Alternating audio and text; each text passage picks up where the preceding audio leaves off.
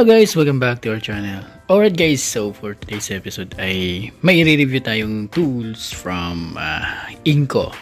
So, I think familiar na kayo kay Inco. So yan, so Inco is Chinese brand or China brand mga industrial tools, no. So itong nabili natin kay Inco guys, ito yung compact na brushless, cordless na impact drill.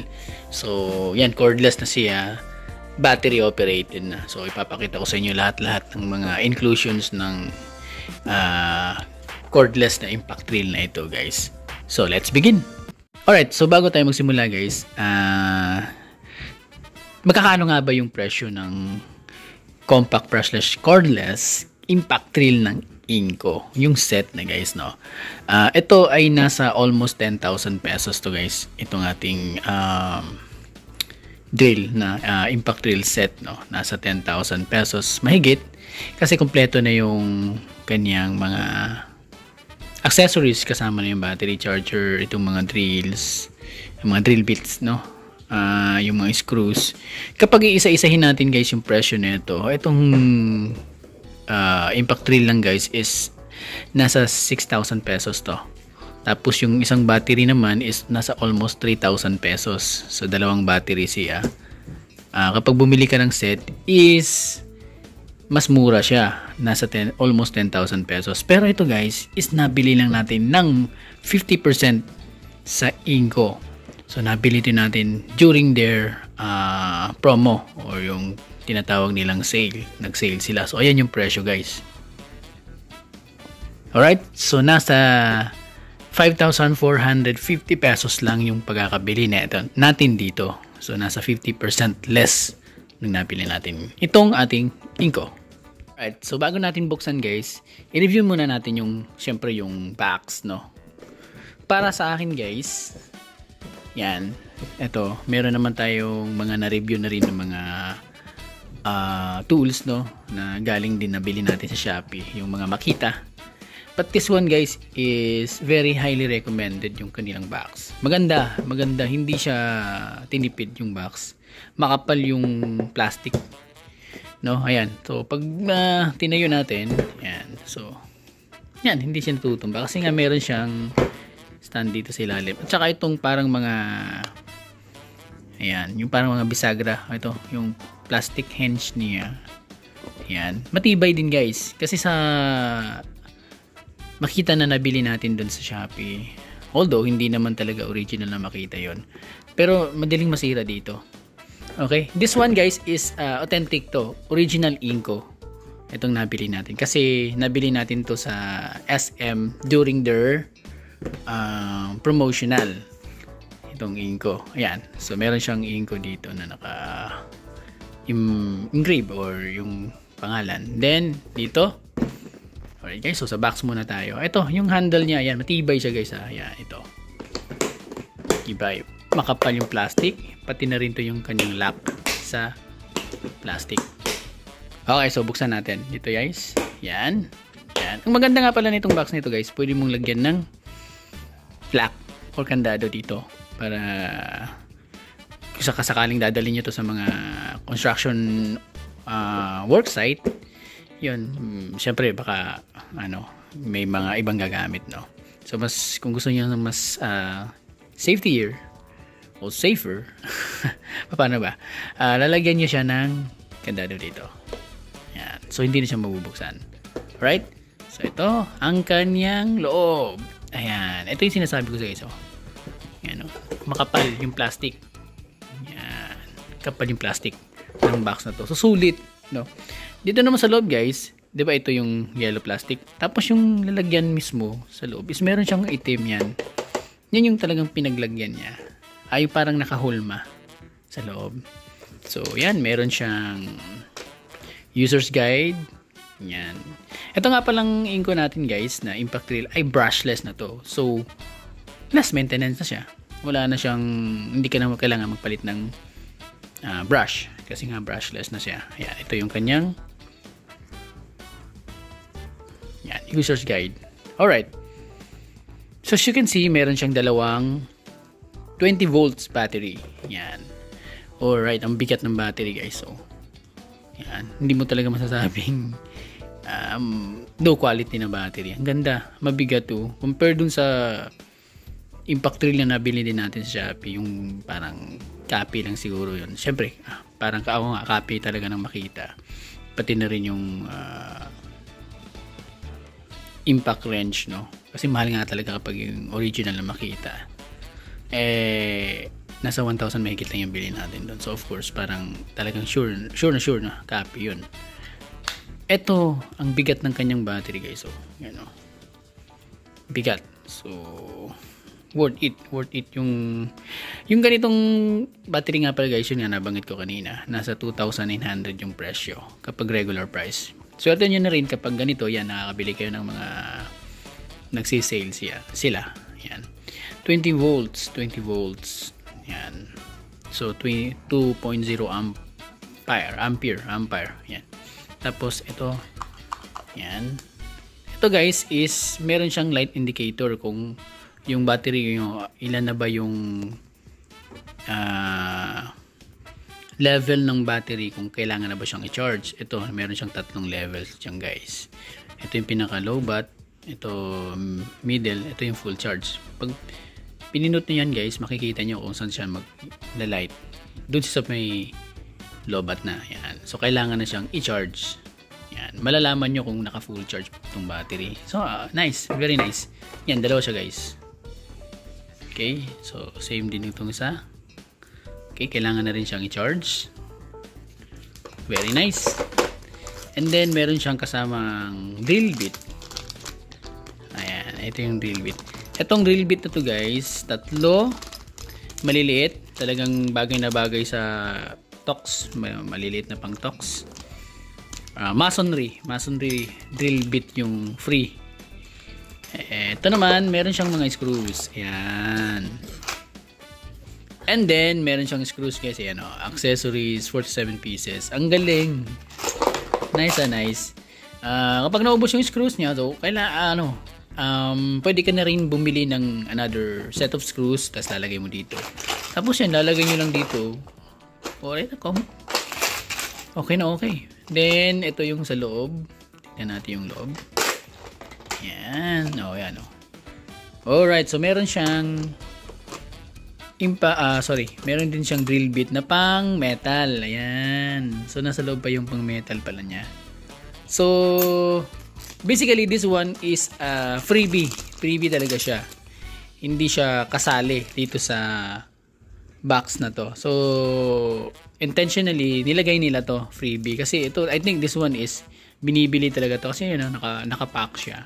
So, meron pa siyang freebie na masonry. Ito yung kasama talaga sa set. Ito guys, itong nandito sa may lalagyan ng screws. Ayan, meron siyang metal pala na drill bit na free. Tatlong metal drill bit. 4 pala. Ayan, meron pang maliliit. Tapos meron siyang free na screwdriver. Ayan. Ito yung 4 na maliliit na drill bit. Yan guys. So ayan. Pang metal to siya guys. Okay. Yan. So, ito yung sa screwdriver. Alright.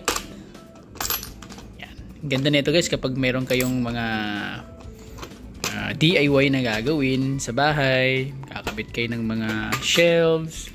O gagawa kayo ng cabinet. Yan. Kaya, etc. Kung anong gusto nyong pwedeng i-DIY sa bahay. Ayos. Kahit sa mga guys, no? Sasakyan, sa motor, o ano ba mga pwede nyong gawing DIY sa bahay. Yan. Ito, malaking tulong na to guys. Kasi nga, cordless or wireless na siya guys. Battery operated na to. And, ito na yung kanyang charger. Laki ng charger guys. Okay, no? Yan, no? For me guys, honestly, maganda yung quality. Maganda yung quality ng product na to.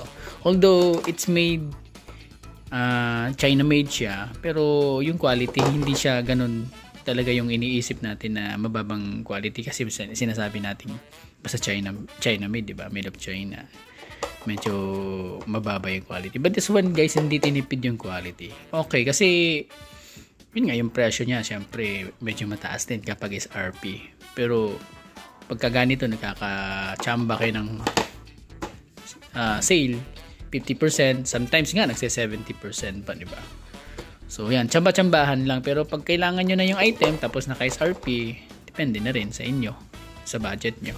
Pero I suggest na kapag nakakita kayo ng ganito, nagsisale sila or yun nga, nagbe-below SRP, much better to buy it na lang, di ba?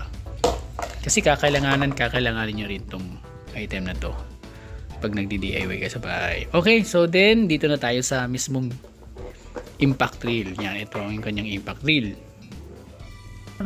Alright, so yan guys, ito na yung kanyang impact drill. Yan. Alright. Ang bigat guys. Ang bigat. Honestly, ang bigat. Hindi katulad nung nabili nating impact drill doon sa Shopee. Yung Makita na imitation or copy na Makita. Ang gaan. This one guys is mabigat. Ayan. Para kag talagang naka-cord type na impact drill. No?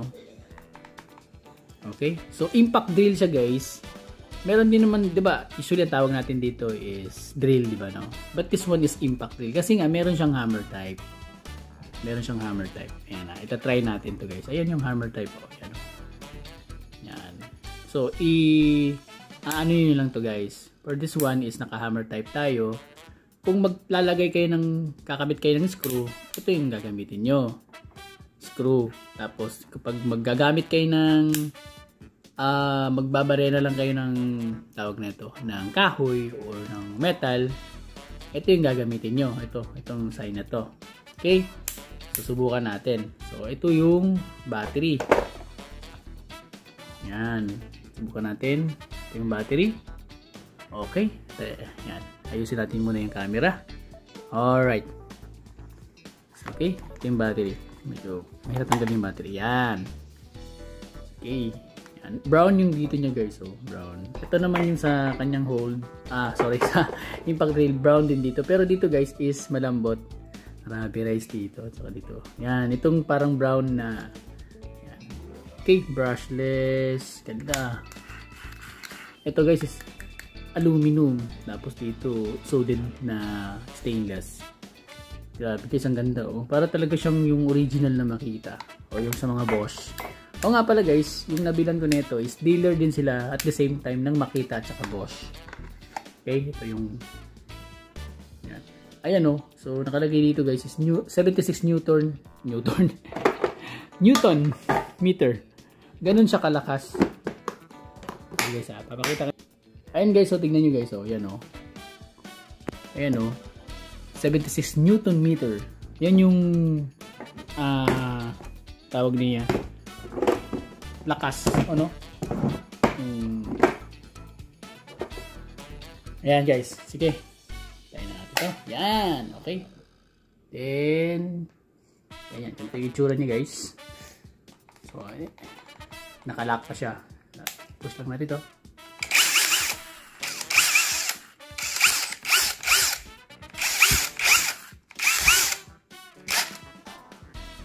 Hindi siya pwede, hindi siya kayang i-start ng kamay ko guys.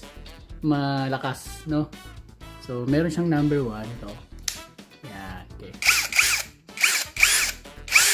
Yung number 1 guys, ito yung slow.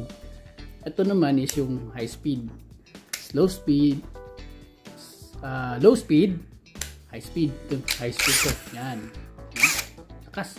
Ito yung sa reverse. Tapos umiilaw siya dito guys, oh. Yan pag nagagamit nyo. Okay, high speed, low speed. Then, ito meron din siyang numbers dito guys, yan. Okay, ito yung 1 and 2. Pag tinaasan natin guys, yan. So, dito, sa pinakamababa. So, pag tinaas niya guys, medyo mas bumibilis siya. Yan o. Yung speed niya, mas bumibilis lalo. Okay, so lalagyan natin sa screw. Ito naman sa normal lang. Ito screw type. Kung magkakabit kayo ng screw, ganito. Yan. Screw. Then, try natin ikabit itong drill bit. Sa pagkakabit ng drill bit guys, ganito lang. I-reverse lang. Yan, makikita nyo yun. So, hininaan ko, naka 10 tayo. Yan o. Pero pag binilisan natin, 20 yan. Yan o. Okay. So, dito lang tayo sa 10. Okay. Kakabit natin itong drill bit. Oops.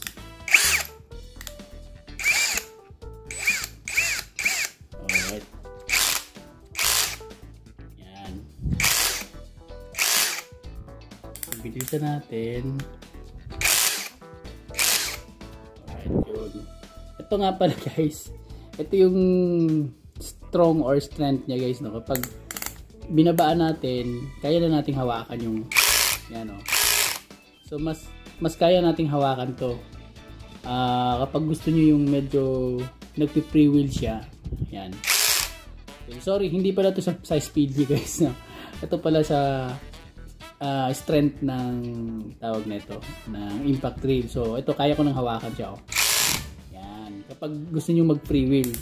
Pero kapag nandito na tayo sa medyo mas mataas, ayan, medyo mas matigas na siya. Yan o. Ayan. So ito, kapag magbabare na kayo sa semento or kaya sa metal, mas advisable na itaas nyo yung kanyang strength. Ano? Ewan ko kung anong tawag na ito, pero I think yung lakas. No? Kasi ito hindi ko na kayang hawakan. No? Ayan, umiikot na siya. Yan, matibay. Pero kapag binaba ko,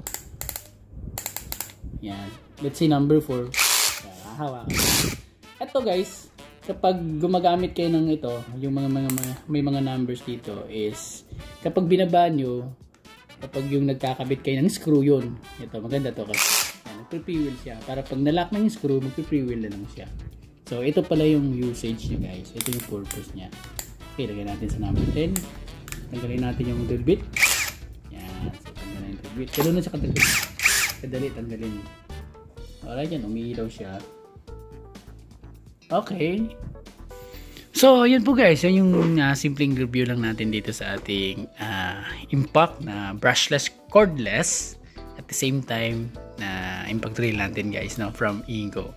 So, yun. I hope you do enjoy watching this video at may natutunan po kayo kung paano gamitin itong ating impact drill. And yan, sana nakapagbigay ito ng idea kung anong klaseng impact drill yung bibili nyo, no guys, no? So I would also recommend this impact drill from Inco, no?